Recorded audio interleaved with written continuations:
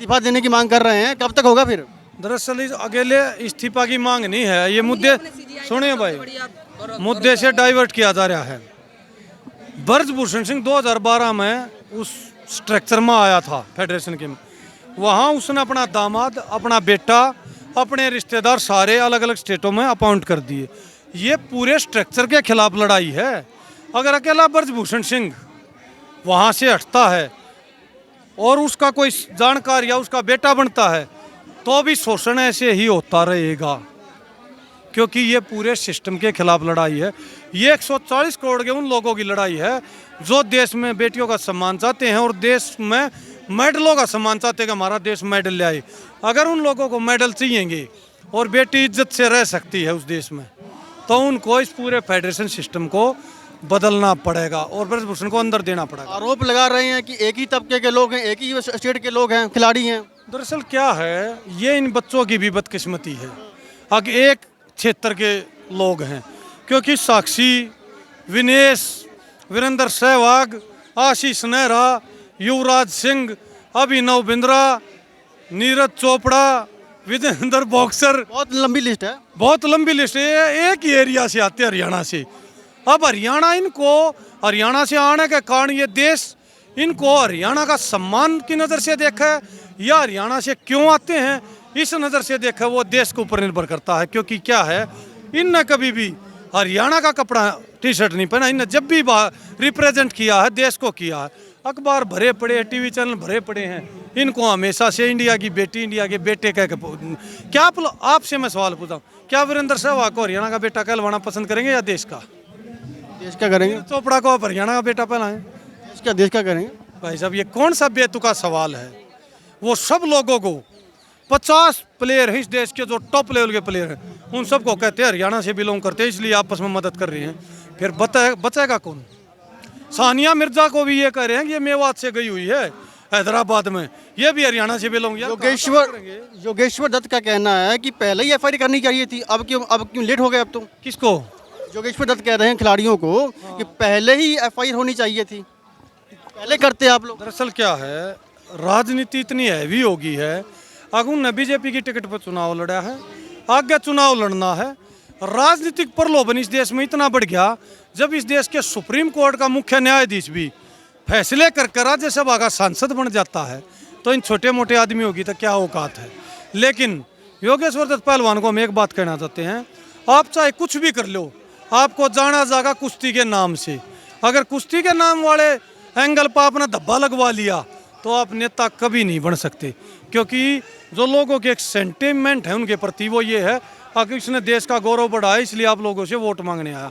आज वो राजनीतिक प्रलोभन के अंदर आके योगेश्वर दत्त और वो बबीता फोगाट ऐसे बयान दे रहे हैं।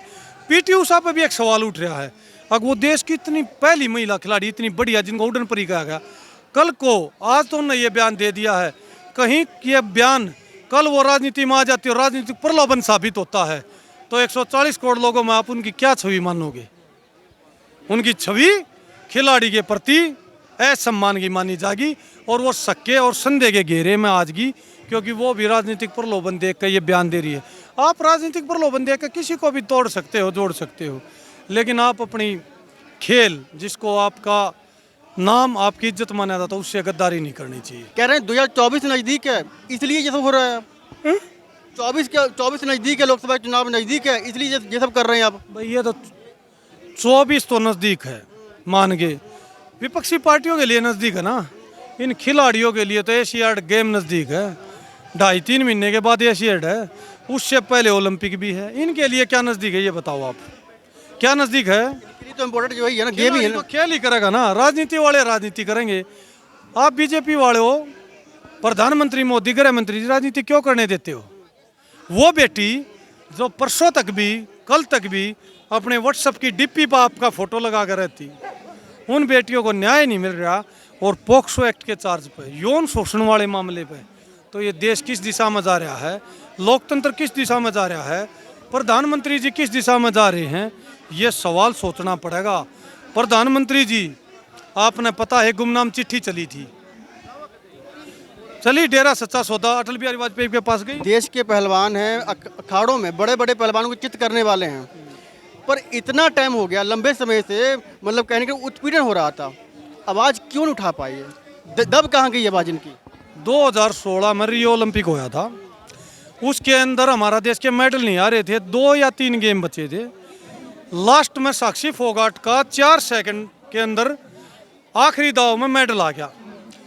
दूसरा पीवी संधू का आया। देश में मीडिया में अखबार उठा लो, वहाँ की बाइट उठा लो, सब ये करे देश की बेटी, देश की बेटी। 2 सवाल देश के सामने थे, ऐसा क्या है अगर हमारे देश के मेडल नहीं आते? दूसरा, साक्षी मलिक, इस मेडल को आप किसके लिए बताओगे, क्या कहना चाहोगे मेडल पर? तो साक्षी मलिक ने कहा था, भले 130 करोड़ लोगों की दया का असर है जो मैं लास्ट मोमेंट पे, और उनकी दुआ का असर है जो मैं लास्ट मोमेंट पे ये पहला मेडल देश की झोली में डाल पाई। और दूसरी बात भाई, अगर इस देश के इतने मेडल कम क्यों आते, साक्षी से पूछा गया। लेकिन हमारे देश के प्रधानमंत्री ऐसे प्रधानमंत्री हैं जो विदेश यात्राओं में सबसे ज़्यादा रहते हैं, और विदेशों में हमारा नाम करने के लिए विदेश ज़्यादा रहते हैं। उनका जो टाइमिंग प्रोग्राम है वो साल में बहुत कम बन जाता। अगर आप उनकी यात्रा काउंट करोगे और दिन काउंट करोगे तो टोटल मिलाकर आपको ये लगेगा इंडिया में वो कभी कभी रहे हैं। उस टाइम 70 चले हैं, उनको टाइम नहीं होता। फिर भी 3-4 साल के बाद मैरी कॉम ने सवाल उठाया, 16 के बाद 19 में, बल्कि 18 का लास्ट था। बोले प्रधानमंत्री जी, उन्होंने बताया देश को फेडरेशनों में दिक्कत है, शोषण किया जाता है, इसलिए हमारे देश के मेडल कम आते हैं। उसके बाद विनेश फोगाट से प्रधानमंत्री जी ने पूछा, उनने भी इशारा में ये रास्ता दिया, प्रधानमंत्री जी हमारी फेडरेशनों में दिक्कत है, लेकिन प्रधानमंत्री अक्सर बाहर रहते हैं, इसलिए ब्रीफ नहीं कर पाई और सुन नहीं पाई। आज ये बच्चियाँ जब 7 साल के बाद, क्या देरी होगी, अगला ओलंपिक आने वाला है, आज ये लड़कियाँ जब चीख चीख कर चिल्ला के कहने लग रही हैं अगर हमारा देश का मेडल इसलिए नहीं आता, अगर जो हमारे देश का फेडरेशन सिस्टम है उसका स्ट्रक्चर का को तहस नहस हो चुका है, उसमें बहुत घटिया गंदे लोग आ चुके हैं। वे लोग आगे जिनको 38 मुकदमे हैं बाकायदा, इनने तो आज रिपोर्ट करी है बेटियों ने, तो ये 38 रिपोर्ट तो 30 साल से उसके क्षेत्र के लोगों ने की है। आखिरी सवाल मैं ये करना चाहूँगा, आंदोलन लंबा चलेगा, आप लोग कब तक सपोर्ट करोगे इनको? अगर ये आंदोलन लंबा चल गया तो आप एक बात सोच लियो, 140 करोड़ के मुल्क को मेडलों की आस नहीं करनी चाहिए। अगर बेटी को भी इस देश में न्याय मिल, बात कर रहे हैं आप, अगर बेटी को भी इस देश में न्याय मिलने में, और उस बेटी को जो देश का सम्मान बढ़ाती 7 समुद्र पार, उसको न्याय मिलने में इतना टाइम लग गया, तो ये सवाल खड़ा होता है कि आम बेटी के हालात क्या होंगे। इस जंतर मंतर से एक नया कानून निकलेगा, अब बलात्कारी को तो हो सकता है, और बड़े लोग जो सेलिब्रिटी हों 6 दिन धरने पर जंतर मंतर पर बैठने के बाद हो सके FIR हो जा और उसका रिजल्ट भी ना आवे, लेकिन जो आम आदमी है, आम लड़कियां, उनको ये गुंडे मवाली जो पूरे देश में हैं ये छेड़ेंगे, बलात्कार करेंगे, उनकी न्याय की मांग उठाने वाला कोई नहीं होगा। क्योंकि जब ये लड़की हारेंगे तो देश हारेगा, और देश को ये सोच लेना चाहिए आप एक गुलाम देश में रह रहे हो। ये लाइन तय हो जाएगी, और इस लाइन पे आप आज़ादी की कामना मत करना, फिर लोकतंत्र भी खत्म माना जाएगा। बहुत बहुत धन्यवाद आपका। तो साफ साफ ये कहना था कि अगर ये आंदोलन लंबा खिंचा तो देश को मेडलों की आस नहीं करनी चाहिए। लगातार हम बने हुए हैं जंतर मंतर पर, हमारे साथ बने रहने के लिए हमारे चैनल को लाइक और सब्सक्राइब करें। धन्यवाद, जय हिंद।